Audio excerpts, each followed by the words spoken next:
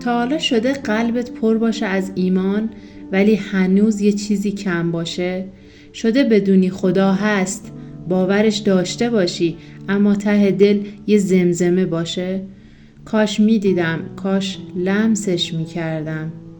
حالا تصور کن پیامبری باشی و همون زمزمه رو به آسمون بگی: پروردگارا به من نشان بده چگونه مردگان را زنده میکنی.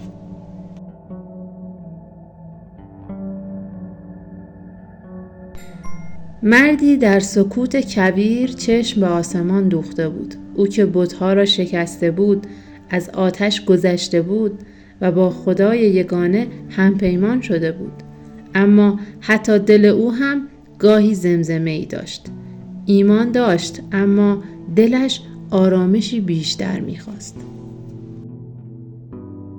حضرت ابراهیم یکی از پیامبران بزرگ خداوند بود که به خاطر اینکه همه بت‌های بتکده را شکست به ابراهیم بتشکن معروف شده بود. او همیشه مردم را به خداپرستی و مهربانی با یکدیگر دعوت می‌کرد. مردم او را خیلی دوست داشتند چون او با نمرود پادشاه ستمگر زمانشان مبارزه کرده بود و بدین ترتیب مردم در آسایش و آرامش زندگی می کردند. مردم به او صفت خلیل الله هم داده بودند، زیرا تمامی کارهای او بنابر دوستی با خداوند انجام می شد. روزی حضرت ابراهیم که در راه رفتن به شهر دیگری بود، در مسیرش از کنار دریایی عبور می کرد.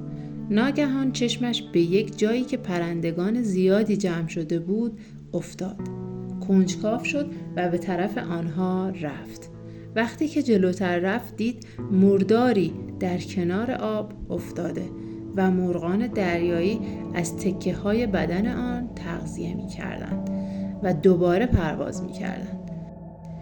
حضرت ابراهیم به فکر فرو رفت و در دلش از خدا پرسید: چگونه است که این انسان و جانوران پس از اینکه مردند و متلاشی شدند دوباره زنده می شوند و به حساب اعمالشان رسیدگی می شود؟ الان این مردار نیمی از بدنش به آسمان و نیمی از آن به دریا می رود. پس چگونه دوباره زنده خواهد شد؟ در همین حال رو به آسمان کرد و گفت: خدایا، چگونگی زنده شدن مرده ها را به من نشان بده. ندا آمد: مگر تو به خدا و روز قیامت ایمان نداری؟ حضرت ابراهیم علیه السلام پاسخ داد: خدایا، من به تو و بزرگی تو و وحدانیت تو ایمان دارم، ولی میخواهم به چشم خودم ببینم تا دلم آرام بگیرد. خداوند به او دستور داد که برود و 4 پرنده را بگیرد، با آنها مأنوس شود، سپس آنها را سر ببرد و آنها را قطعه قطعه کند. قطعه ها را در هم بیامیزد و خوب مخلوط کند. آنگاه از قطعه های مخلوط شده بر سر 4 بلندی بگذارد. حضرت ابراهیم علیه السلام که از این فرمان پروردگار تعجب کرده بود پرسید: برای چه این حیوانات زبان بسته را قطعه قطعه کنم؟ ندا آمد که این کار را انجام بده تا نتیجه آن را ببینی. حضرت ابراهیم به فرمان خداوند گوش کرد. یک کلاغ، یک خروس، یک طاووس و یک کبوتر را گرفت. روزها با آنان بود، صدایشان را یاد گرفت، دست نوازششان را می شناخت. آنگاه با اشکی در دل و طاعتی در جان آنها را قطعه قطعه کرد. هر تکه را هم بر 4 قله نهاد. شاید این داستان را زیاد شنیده باشی، ولی قطعاً دلیل انتخاب اون 4 پرنده را نمیدونی. پس تا آخر ویدیو با من بمون تا دلیل انتخاب 4 پرنده را بدونی. آنگاه ندا آمد که حالا یکی یکی آنها را صدا بزن. حضرت ابراهیم علیه السلام در کمال ناباوری به قطعه های خرد شده نگاه کرد و یکی یکی صدا زد. هنگامی که نام هر کدام را می گفت، آن پرنده از این 4 نقطه در یک جا جمع می شد و تکه هایش به همدیگر می پیوست و پرواز می کرد و به سمت ابراهیم می آمد. حضرت ابراهیم علیه السلام از دیدن این صحنه بسیار شگفت زده شد و سر به سجده گذاشت و از خداوند تشکر کرد.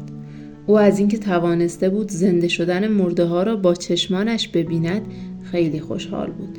او رو به آسمان کرد و گفت خدایا تو بر انجام هر کاری قادر و توانا هستی. آری ایمان داشتم اما آرامش می‌خواستم و خدا آرامش را فرستاد.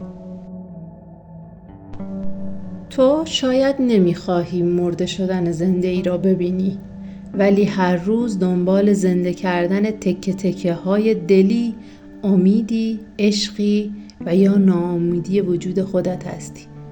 خدا هنوز همان خداست. فقط کافی است تو هم به او بگویی خدایا نشانم بده و او نشانه هایش را میفرستد. شاید با یک رویا، شاید با یک لبخند، شاید یک پرنده. در این داستان پرندگان مظهر این صفات در انسان هستند که برای رسیدن به مقامات رفیع معنوی باید این صفات را در خودمان متعادل کنیم. خروس نماد شهوترانی است. طاووس نماد جاه طلبی زیاد در دنیاست. کبوتر نماد لهو و لعب و بازیگری در دنیاست و کلاغ نماد داشتن آرزوهای دور و دراز است. بهتر است تمام این پرندگان در وجودمان به تعادلی عمیق برسد تا بتوانیم رشدی عمیق از لحاظ روحی در زندگیمان داشته باشیم. برای اینکه دلت آرام بگیرد فقط یک چیز لازم است، آنکه عمیقاً از خداوند بخواهی که در زندگی تو حضور داشته باشد و آن نشانه هایی که دوست داری را به تو نشان دهد. ممنونم که تا آخر داستان با من بودی.